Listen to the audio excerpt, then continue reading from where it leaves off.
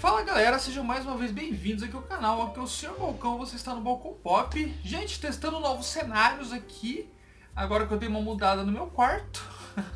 O vídeo de hoje é muito interessante, eu fiz uma enquete no Twitter, inclusive eu queria começar dizendo, eu tenho usado muito pouco o Twitter e Blue Sky, então desculpa a galera que às vezes me marca lá no Blue Sky, no Twitter, de vez em quando eu entro e dou uma olhada, tento ver o que as pessoas me marcaram, mas no geral eu não tenho conseguido interagir tanto quanto eu gostava de interagir por lá.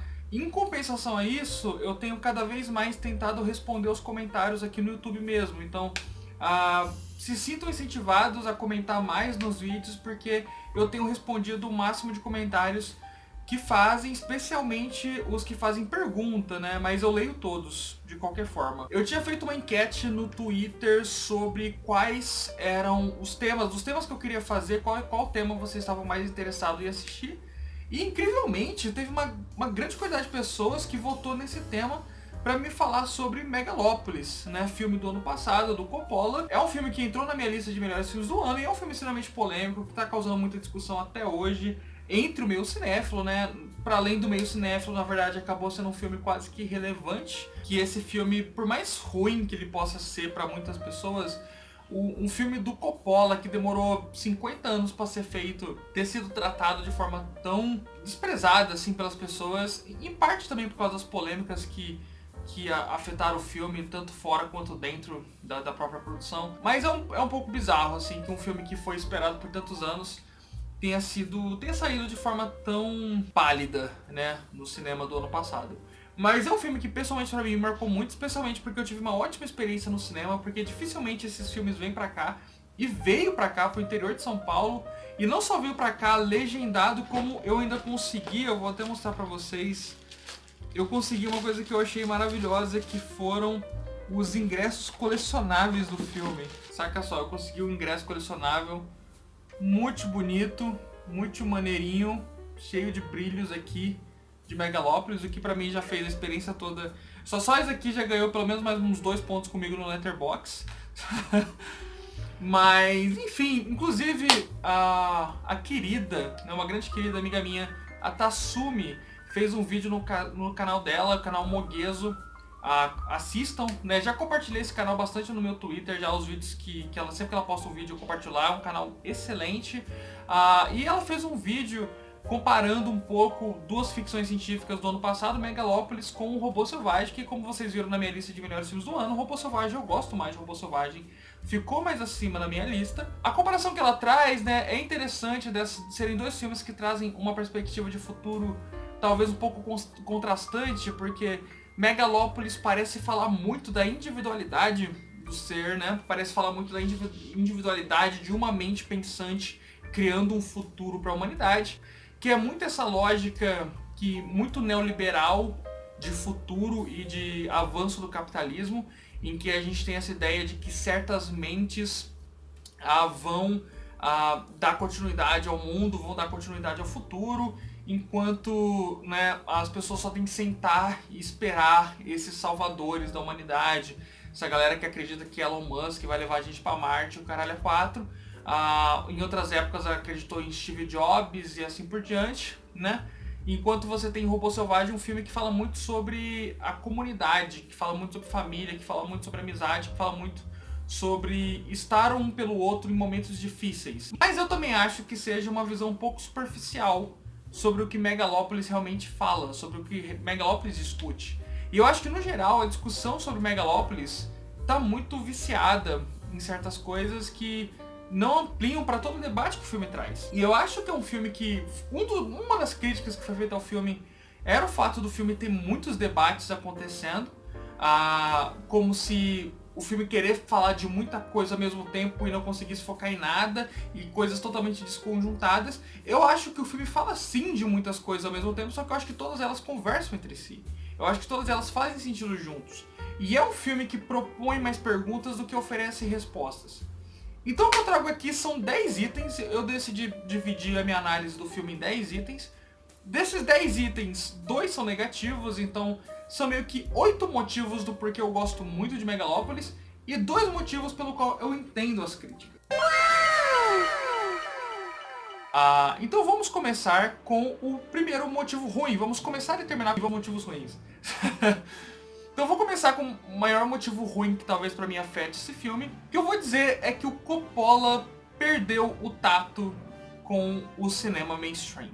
Ele perdeu o tato com estar em um grande estúdio de Hollywood fazendo um filme de grande orçamento, de grande porte. Por mais que eu goste do filme, eu não consigo fugir de certas coisas do filme que são amadoras quase. Porra, a gente tá falando do Coppola. O Coppola é um diretor absurdamente fora de linha, assim, e ele não tá, que eu saiba, sofrendo de nenhuma doença que o faça perder o contato com a realidade, que não seja riqueza. Que pessoas ricas perdem o contato com a realidade. Mas perder o contato com a arte, perder o cuidado, o pedigree artístico, é uma coisa artística que acontece com artistas que são privados de trabalhar em certos tipos de projetos por muito tempo. O Scorsese nunca teve que se preocupar em perder esse tato, porque ele sempre teve trabalho, sempre foi oferecido trabalhos a ele, ele sempre se manteve bem quisto em Hollywood, ele nunca caiu a mão, Spielberg também e tudo mais. Vários desses diretores simplesmente da antiguidade continuaram se mantendo extremamente relevantes com o passar do tempo, enquanto outros diretores foram sim cada vez mais se enclausurando e também ou tendo muitas quedas de bilheteria ou, sabe, passando por muitos problemas. O Coppola tem bipolaridade, entre outras merdas. E tudo isso leva esses artistas a cada vez mais perderem contato com o estúdio, perderem contato com como são feitos os filmes hoje em dia. E nisso, diretores como Brian De Palma sofreram muito, sabe? O De Palma faz muitos anos que faz filmes muito, sabe, que parecem amadores um pouco, entre outros diretores, sabe? Por mais problemas que o filme possa ter tematicamente, eu não acho que nenhum deles soaria tão grave se o filme não tivesse umas falhas de, porra, edição de som, umas falhas de uso de fotografia, uso de CGI em certas cenas. São certas coisas muito amadoras que parece um diretor estreante. E agora ele fazendo um filme desse tamanho de uma forma independente, com dinheiro próprio, tirado do próprio bolso, eu acho que é um pouco complicado para você simplesmente filmar certas cenas como você gostaria de filmar elas. De você conseguir comandar o set da forma como você gostaria de comandar o set.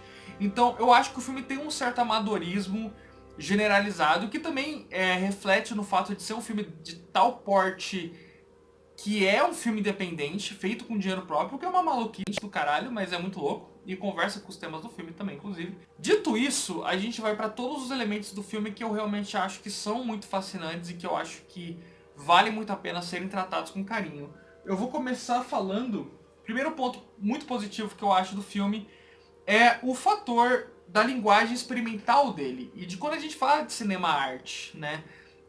De cinema art house e todos esses termos. Não é querendo colocar esses filmes num patamar como sendo inerentemente superiores aos filmes que não são art house. Não tem nada disso. Filmes arte nesse aspecto experimental é de filmes que propõem algum tipo de abordagem cinematográfica, que propõe algum tipo de disruptura com o que é feito normalmente. E nesse sentido de cinema experimental e de cinema arte, o Coppola sempre foi o diretor que mais se destacou da nova Hollywood.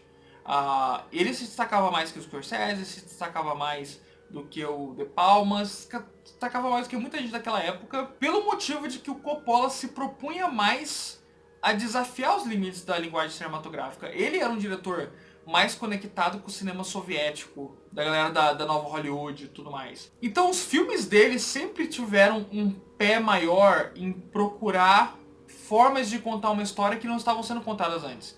E isso, obviamente, um diretor, quando ele se arrisca mais, ele obviamente tem mais chances de errar e mais chances de fazer fracasso, como ele também tem mais chances de se destacar e de mudar a história do cinema. E o Coppola fez isso inúmeras vezes. Apocalipse Now é meu segundo filme favorito depois de 2001, mas ele tem também, porra, além de Drácula também, que eu já citei, que eu acho excepcional e durante muito tempo meu filme de terror favorito. Mas para além disso, a própria trilogia do Poderoso Chefão, que eu já fiz um vídeo todo aqui no canal falando sobre como eu amo os 3 filmes, inclusive o terceiro eu acho do mesmo nível dos outros 2. Outros filmes dele, como O Selvagem da Motocicleta, aquele musical que ele fez, até mesmo os filmes mais simples dele, como Peggy Sue Got Married, todo filme que ele fazia, você sentia uma preocupação dele, pensar um enquadramento de uma forma que não havia sido feita. Então, eu admiro demais a forma como Coppola sempre se propõe a dar um passo além no que o cinema pode propor do que cinema pode proporcionar para as pessoas. Então esse é o primeiro ponto que eu acho que Megalopolis tem e que eu acho que... Eu lembro quando saiu o trailer de Megalopolis e certas cenas do trailer já impactaram o público de lembrar, de pensar, de ver como a câmera, como a arte do cinema permite criar certas coisas que nenhuma outra arte permite e como muitas vezes isso é pouco usado, isso é pouco pensado por muitos dos realizadores que tem por aí. O segundo tópico que eu queria trazer, já entrando no fator político do filme, que o filme tem uma grande discussão política que eu acho que está sendo muito reduzida a essa lógica de neoliberalismo, de como se o filme fosse um grande filme neoliberal e que fosse uma grande apologia ao personagem do Adam Driver, quando eu acho que o filme traz uma discussão muito mais complexa que isso, muito mais multifacetada que isso. A gente tem que pensar que o filme foi pensado para a década de 80. Né? O filme começou a ser desenvolvido na década de 80. E foi muito louco que uma semana antes de eu ter visto Megalopolis no cinema, eu tinha ido assistir O Aprendiz no cinema. Né, que é o filme lá do Sebastian Stan fazendo Trump, que é a cinebiografia do Trump, que também foi um dos meus filmes favoritos do ano. E você vendo a cinebiografia do Trump, você pensando a era Trump, quando o Trump surgiu com força no cenário norte-americano, para aí passando o tempo, para quando o filme sendo concebido na época e até agora o filme ficando pronto, o Trump tinha essa porra de fazer essas fachadas do capitalismo, né? E em nome de si mesmo, e de erguer a torre, a Trump Tower e tudo mais, e fazer essas porra. E o filme, claramente, na minha opinião, claramente está conversando com isso, conversando com essa ideia de pessoas ricas e poderosas tentando dominar o destino da vida das pessoas, né? Pessoas que são tão ricas e poderosas que elas têm o tempo na própria mão. E eu acho muito interessante e fascinante no filme como mesmo ele tendo aquela coisa do tempo, de parar o tempo, isso é só um detalhe no filme, isso não é uma coisa que é foco do filme, isso não é um elemento que influencia tanto a narrativa quanto você pensaria, porque justamente o conceito dele ter o tempo na própria mão e não fazer nada com isso é meio que falando sobre como pessoas ricas vivem, porque quanto mais rico você é, quanto mais poder você tem na sua mão, menos o tempo significa muita coisa pra você. É aquela coisa que tem sido muito comentada desde que a gente tá falando da escala 6x1 na sociedade e tudo mais, sobre todo mundo tem as mesmas 24 horas, o que é uma grande mentira, né? O que é uma grande farsa coach pra fazer pessoas se matarem de trabalhar ou não terem uma vida digna e acharem que é culpa delas ainda por cima, né? Culpar as próprias pessoas desse problema. E aí você tem um cara que é tão rico que ele pode literalmente parar o tempo. E isso é só um elemento do filme que nunca é explorado. E esse tipo de discussão, esse tipo de elemento que o filme vai trazendo, eu acho que ele vai criando uma discussão muito cinza sobre isso dessa construção que o filme vai lidar, né? Eu não falei da sinopse porque eu dificilmente em algum vídeo meu falo a sinopse do filme, mas o filme é basicamente sobre esse ricão tentando construir essa cidade futurística no meio ali, né? Meio que tentando construir Megalópolis, né? Essa porra da cidade do futuro. E ao redor disso você tem inúmeros conflitos que ele vai passar entre o prefeito que não quer isso, o prefeito acredita mais em uma readministração da sociedade atual. E enquanto isso você tem ali forças malignas, pessoas ali ao redor, alguns fascistas, neofascistas tentando usar de toda essa discussão como uma queda daquilo para eles erguerem o Império Fascista por cima. E basicamente tudo que o filme está comentando no cerne é tanto um metacomentário sobre a relação entre a Roma Antiga e o capitalismo tardio, né, e a queda da Roma Antiga com a queda do capitalismo, e também e fazer meio que uma ficção científica especulativa sobre como seria um possível futuro se o Império Romano nunca tivesse caído, como seria o Império Romano nesse cenário mais cyberpunk, né, meio steampunk também, que mistura elementos antigos de uma sociedade antiga com elementos futurísticos. Também traz esse comentário sobre, tipo assim, quando o Império acaba, quando uma forma de enxergar a sociedade é destruída, o que vem a seguir? E meio que o que vem a seguir, que está em debate do filme, é muito o que as pessoas vão construir das cinzas desse império. E eu acho que trazendo isso, ele pensando nos anos 80, a gente pensando nos anos 80, eu acho que é um filme muito mais cinza do que simplesmente porra, tá tratando bem a figura do Adam Driver, tá meio que fazendo dele ser um protagonista idílico e um exemplo, quando na verdade eu acho que são inúmeros conflitos políticos que o filme, com uma certa qualidade, discutem. Eu acho que o filme podia ser mais longo e tomar mais tempo em certos diálogos para que mais coisas fossem aprofundadas, e isso talvez saia uma versão do diretor no futuro estendida. Mas eu acho que da forma como o filme tá meio que fragmentando esses debates, eu acho que ele cria um cenário de debate que é importante, que cause essas dúvidas no espectador e faça o espectador pensar sobre. E eu acho que o filme, na maior parte do seu tempo, e eu vou falar mais sobre isso daqui a pouco, faz um ótimo trabalho em manter a maior parte desses personagens e dessas coisas cinzas. A única coisa que eu acho que o filme pinta como verdadeiramente, inerentemente maligno no meio disso tudo é o personagem do Shia LaBeouf, que é um neonazista, e o filme vai apontar justamente para esse perigo da ascensão do fascismo em períodos de turbulência, né? Então, com períodos de turbulência pode surgir muita coisa, mas a ascensão do fascismo também é um desses perigos que pode sumir, e é a única coisa que o filme parece absolutamente contra. Né? Então o filme tem um pé ali em discutir, podemos ir para uma via mais revolucionária, podemos ir para uma via utópica, tecnológica, podemos ir numa via mais de readministração de problemas, como tem sido desde sempre, mas a questão é, tudo isso, o Império Ruíno gera certas consequências, certo? Então esse é o primeiro ponto que eu acho importante a gente traçar, que é as discussões políticas que o filme traz pensando na década de 80 e não só na atualidade.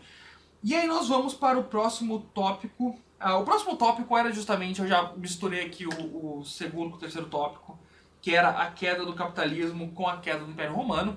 E isso eu queria falar um pouco mais a respeito porque a Tatsumi, né, que ela faz história, se não me engano, me corrija se eu estiver errado, Tatsumi, mas eu acho que ela faz história. E ela falou sobre como, tipo assim, no meio da história é muito batido, é muito balela essa discussão. Não que seja mentira, mas não que não seja relevante, mas que é uma coisa que não é nem um pouco nova, essas discussões sobre a queda iminente do capitalismo com a queda do Império Romano, que não importa quanto tempo um império pareça que se mantenha, ele eventualmente vai cair, né? Seja o Império dos Estados Unidos, seja o Império lá do passado, seja qualquer império. Impérios caem. E eu concordo que não é uma discussão nova e que talvez o filme se ache muito genial por ter essa ideia, e realmente se o filme tivesse sido feito na década de 80, essa ideia ia soar muito mais fresca e muito à frente de seu tempo, de forma que hoje em dia não soa tanto, né? Especialmente porque hoje em dia o capitalismo está ainda mais tardio do que estava na época. Se o filme tivesse saído na década de 80, provavelmente teria sido um dos filmes mais importantes de ficção científica da história, porque eu acho realmente que ele traz discussões de uma forma que faz ainda mais sentido hoje do que fazia na época. Então ele ter tido a capacidade de prever certas dessas discussões também eu acho que é um feito admirável. Dito tudo isso, eu quero também perguntar quais são as obras que fazem isso de forma bacana, que é um tema já batido em discussões historiográficas sobre a comparação do Império Romano com a queda do capitalismo. Beleza, mas sendo refletido na arte, onde a gente pode encontrar isso? Quais são as obras? Isso talvez seja uma pergunta realmente genuína, talvez vocês realmente tenham ótimas indicações de outras ficções científicas que trazem esse tipo de debate. Mas eu acho que pro cinema, ter um filme assim eu acho muito importante, e eu acho que o filme explora isso bem, sabe? Que é justamente pelo meu próximo tópico que eu vou falar, que são os detalhes culturais do filme. Eu acho que o filme traz detalhes culturais para uma perspectiva moderna que eu acho muito foda. Que eu gosto muito de como o filme cria essa coisa, essas comparações esses anacronismos que o filme brinca bastante. De, por exemplo, comparar aquela tradição de ter uma garota virgem que é leiloada ou coisa assim, comparar essa tradição antiga com a forma como a sociedade americana trata ídolos pop, especialmente garotas que são ídolos pop, que normalmente começam numa idade muito jovem e aí elas eventualmente são extremamente sexualizadas para o público e eventualmente a queda delas é tratada como um espetáculo. Isso já foi tema de um episódio excelente de South Park e de muitos livros e outras obras que tratam a respeito disso, mas essa coisa de, por exemplo, como há um fascínio da sociedade em ver a ascensão e a queda dessas artistas mulheres, especialmente mulheres que passam por essas jornadas de drogas, destruição, vendagem sexual, né, de serem sexualizadas. Então, de Whitney Houston, a Amy House, Britney Spears. E isso é um dos exemplos do filme de certas coisas do nosso presente que são trazidas para serem comparadas com coisas do passado, né? E de serem colocadas nessa perspectiva de olha só como certas coisas parecem se repetir ao longo das eras, sabe? O que eu acho bem interessante também. E eu acho que o filme faz uma pequena análise do tempo antigo com o tempo moderno que eu acho muito fascinante de se pensar a respeito. Outro dos tópicos que eu tinha anotado, gente, porque eu tinha feito um roteirinho aqui com os tópicos que eu queria falar do filme, e um outro tópico que já estava mais à frente na minha lista, mas que eu já falei aqui, é o tópico do tempo como fator secundário, né, de como o tempo é só um detalhe nesse universo de pessoas extremamente ricas e poderosas. E aí nós podemos ir para o próximo tópico, que é como a tecnologia datada do filme serve bem a essa perspectiva de ser uma fábula, porque assim que o filme começa, ele começa com Megalópolis, né, uma fábula. E eu acho que isso foi uma coisa que foi pra mim a crítica mais sem noção que o filme sofreu desde que ele saiu, foi de como Coppola não adaptou as tecnologias que eram foco nos anos 80 para as tecnologias que são foco hoje. Então ele ter pensado esse filme nos anos 80 muito sobre essa questão da influência midiática e da influência da televisão no resto da sociedade, como isso é datado, assim, dá pra ver que o filme foi pensado mais no passado do que no presente, e como o filme não tenta inserir na sua história, inserir no seu universo, não tenta absorver em tudo isso questões como celulares, questões como smartphones, questões como a internet de hoje em dia e tudo mais. Eu acho que esse de todos os debates é o mais patético, porque eu acho que o filme, primeiramente, por já se tratar como uma fábula, já deixa claro que não necessariamente esse universo é o nosso universo no futuro. Muito pelo contrário, parece muito mais uma coisa mais próxima de um universo fictício de ficção científica, como Star Wars é, por exemplo. E quando a gente pensa, por exemplo, em filmes de Star Wars, que tecnicamente são futuristas e tudo mais, só que eles funcionam por uma lógica própria interna de tecnologia, a gente não fica cobrando que Star Wars tem os mesmos tipos de tecnologia que a gente tem no nosso mundo, e nem por isso a gente acha que Star Wars não lida com esses temas. Ele lida com temas como idolatria, ele lida com temas como influência de massas, né? Você teve Andor recentemente, que é uma série extremamente anticapitalista e com teor revolucionário também, só que faz tudo isso com tecnologias extremamente do universo de Star Wars que funcionam dentro daquele universo interno. Então a lógica de que você precisa se adaptar às tecnologias que a gente realmente tem no nosso mundo para que um filme seja válido enquanto ficção científica, eu acho que não faz o menor sentido, é uma coisa que não tem a mínima noção pra mim. E que eu acho que na verdade ainda agrega ao filme, agrega um pouco ao fator vintage do filme, agrega ao que o filme era pra ser e como ele acabou saindo. Sabe, Blade Runner também é outro filme que tem muita tecnologia intrínseca que é interna ao seu próprio universo. A gente não cobra isso de nenhuma das ficções científicas que saíram nos anos 80 e que estão tendo continuações hoje em dia. Então não faz sentido pra mim cobrar desse filme também. E eu acho que ele faz um ótimo trabalho em discutir todos os temas que ele discute, partindo da lógica televisiva mesmo. Porque eu acho que, apesar das tecnologias mudarem, o teor central das críticas que o filme traz sobre influência midiática e governamentalista, todas elas se mantêm tão válidas com a televisão quanto se mantém com a internet. Talvez o pendrive foi um pouco longe demais. Eu só vou dar essa pequena acentuada aqui, né, no discurso. Muito bem, agora a gente chega em mais um ponto que eu acho extremamente importante, que é o ponto de como o filme vai falar do complexo do artista e sua obra ambiciosa. A questão de ambição e a questão de artistas extremamente ambiciosos é uma coisa que tem sido relevante na carreira do Coppola desde muito tempo atrás. Quem já assistiu o documentário Heart of Darkness, que é o documentário que vai mostrar a produção de Apocalipse Now, vai ver o Coppola em inúmeros momentos trazendo o debate sobre o cinema pretensioso e filmes que querem ser maiores do que a vida, e como o maior problema que pode acontecer na vida de um cineasta é ele tentar fazer um filme grande demais e falhar no processo, que Megalópolis acaba refletindo isso no personagem do Adam Driver. Que aí sim eu entendo, tanto daí eu entendo certas críticas que o filme recebeu, como daí também eu acho que é um dos elementos que torna o filme fascinante. Que eu acho que o Coppola, com o passar do tempo, Conforme ele viu na mão dele essa história desse filme se desmantelando e ele não conseguindo fazer ela, ele cada vez mais foi sim criando uma empatia pelo protagonista dele. Eu acho que nos anos 80 esse protagonista surgiu muito como uma sátira do que o Trump estava fazendo, nos anos 80. Com o passar do tempo, eu acho que realmente o Coppola foi amenizando o discurso dele em cima desse personagem em específico, por se identificar com ele e por querer comentar dentro do próprio filme Megalopolis todas as frustrações que ele estava tendo enquanto um artista que não conseguia finalizar uma obra nunca. E aí, eu acho que torna o filme ainda mais fascinante, porque aí o filme se torna esse meta-comentário sobre si próprio e sobre os debates que provavelmente passaram na cabeça de um artista extremamente pretensioso e atormentado enquanto ele estava tentando fazer o filme.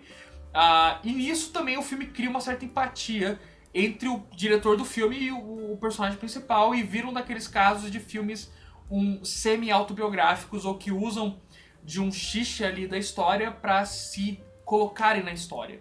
Né, você vê isso em inúmeros filmes do Charlie Kaufman, inúmeros filmes do Woody Allen, inúmeros filmes de centenas de diretores que fazem isso, de autores também, né, inúmeras obras do Kafka, inúmeras obras do Dostoiévski e assim por diante.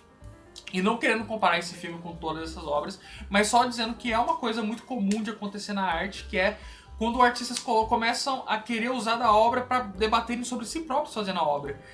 Eu estou nas vias finais de terminar o meu filme de lobisomem, e meu filme de lobisomem no início era uma coisa, e eu pretendo lançar o filme junto com o roteiro original para que as pessoas possam ver essas diferenças. Mas ele era uma coisa que quanto mais eu fui me frustrando por não conseguir terminar o filme, mais eu fui tendo que transformar o filme numa espécie de desabafo sobre a produção cinematográfica. Então é um filme que vai sair muito diferente de como ele foi planejado, mas é um filme que não poderia ter saído de outra forma, porque...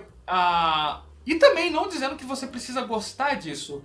Pode sim ser um fator que atrapalha o filme. Eu não fujo do fato de que meu filme hoje talvez seja muito pior do que ele poderia ter sido um dia se eu tivesse feito da forma como eu queria ter feito ele. E eu não duvido que se Megalopolis tivesse saído nos anos 80, sem todo esse peso do artista e sua obra que o filme saiu nos anos 2020, provavelmente seria um filme melhor. Só que eu acho que isso acrescenta sim camadas ao filme que me são particularmente muito fascinantes e que tornam o filme pra mim uma obra ainda mais incrível, por ele, ao mesmo tempo que fala dessa coisa da queda da sociedade, fala também de um artista tentando meio que achar a única forma que ele sabe de viver pra conseguir dar um rumo pra tudo aquilo, pra todo esse caos que ele tá experienciando. Então eu também acho que é um fator muito interessante do filme. E por último, de fatores positivos, antes de falar do último fator negativo do filme, eu tenho que falar que uma vibe que esse filme me passou por todo o tempo, assim, tanto pela paleta de cores, quanto pelo design de cenários, o design de universo, o design de mundo, o design de sets. A gente tem que falar sobre a experiência visual desse filme como um todo, para além do CGI meio cagado em alguns momentos. A concepção visual do filme, a concepção de roupas do filme, a concepção de universo do filme, a concepção anacrônica de roupas, carros e tudo que ornamenta essa história, me lembrou muito a vibe de estar lendo um quadrinho da Vertigo. Inclusive os problemas do filme, inclusive os momentos mais esquisitos e amadores do filme.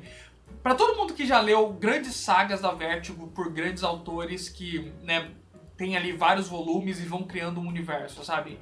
Coisas como Os Invisíveis, né? Coisas como Hellblazer, coisas como Monstro do Pântano, coisas como a Transmetropolitan, coisas como Punk Rock Jesus, né? São todas obras que duram muito tempo e dentro de quadrinhos parece que há uma possibilidade de autoindulgência maior do autor em trabalhar certas ideias que são tanto quanto incômodas, um tanto quanto esquisitas. Screamer, do Peter Milligan também. Todas essas obras eu sinto que tem um pé nessas criações de universos, trazem ideias um tanto confusas de seus criadores, só que em quadrinhos soa como essa coisa muito brilhante, muito criativa, muito rica, só que muito confusa ao mesmo tempo. E eu acho que Megalopolis é uma das coisas mais próximas de um quadrinho num filme que eu já vi na vida, sabe? Os enquadramentos, a forma como o filme se pensa visualmente, é uma das experiências pra quem é fã de quadrinhos, não quadrinhos de herói no só, mas tipo, quadrinhos, especialmente quadrinhos independentes, quadrinhos da Vertigo, até outras obras pra fora, como Sin City. É um filme que soa quadrinho de uma forma muito específica, que eu nem sei se eu consigo descrever com tanta coisa. Se você não é uma pessoa que leu muitos quadrinhos na vida, talvez você não sinta essa vibe, mas eu acho que qualquer pessoa que... Até outras obras como V de Vingança também, todas essas obras que são um pouco distópicas, que trazem um universo próprio, especialmente dos anos 80 e 90, Megalopolis respira muito essa energia, de forma que também é uma outra coisa que eu adoro no filme, que me faz admirar ele ainda mais. Para finalizar o vídeo, vamos falar de outro ponto que eu acho extremamente negativo desse filme, que é o fator do final ser extremamente indeciso. E eu realmente acho que é o final do filme que traz certas interpretações mais reacionárias que o filme pode passar. Porque é um final extremamente obtuso, é um final que parece não tomar certeza de nada, é um final que parece não comprar lados, ao mesmo tempo que é um final que parece fazer uma coisa meio Star Wars, final de Star Wars, super idílico, com uma música pra cima, como se a gente estivesse vendo a ascensão de um novo império intergaláctico nesse universo. E é um filme extremamente cínico, é um filme extremamente pra baixo, é um filme muito desesperançoso na maior parte do seu tempo. E eu acho que o final do filme, ele estraga muito do que o filme estava conseguindo manter de cenário cinza, de discussão em aberto, de não querer parecer influenciar o público demais. Enquanto o final do filme parece extremamente querendo influenciar alguém em alguma coisa. Uma das interpretações que você pode tirar do final é aquilo que o Coppola fez em Apocalipse Now, de que em Apocalipse Now ele trazia essa coisa de causar um grande entretenimento hollywoodiano com o cinema de guerra, justamente para fazer com que o público se sentisse mal assistindo, de certa forma. Para fazer o público refletir sobre como ele estava achando um entretenimento em uma coisa que era extremamente horrível que acontecia na vida real. Então o final do filme ser extremamente fantasioso e se entregar totalmente para um conto de fadas feliz, enquanto todo o resto da história parecia indicar a gente para um caminho mais dark, eu acho que pode ser um contraste interessante para causar certos incômodos e discussões que o público pode ter depois de assistir o filme. Só que eu ainda acho que é um final que justifica muitas das críticas que às vezes o filme recebe. Então, o último comentário um pouquinho negativo que eu vou dizer do filme é que eu não acho que os diálogos do filme sejam a coisa mais brilhante do mundo, mas eu também não acho que eles sejam tão foco assim a ponto de me incomodar muito. Portanto, eu não acho que sejam um dos pontos principais que eu queria criticar das duas coisas que realmente me incomodam no filme, que é um pouco o seu amadorismo e o final, que eu acho um tanto quanto covarde até um pouco, e mal pensado. Mas é isso, galera. Essas são as minhas discussões sobre Megalopolis. Deixe nos comentários o que você achou do filme, se você gostou, se você odiou. E é isso, siga eu nas redes sociais, Letterboxd e todas as outras. Comente que eu vou tentar responder você, eu vou tentar interagir com o máximo de comentários que eu puder a partir de agora. E é isso, galera. Eu vou terminar o vídeo antes da chuva ficar muito forte e começar a atrapalhar demais o som do vídeo. Tamo junto e valeu!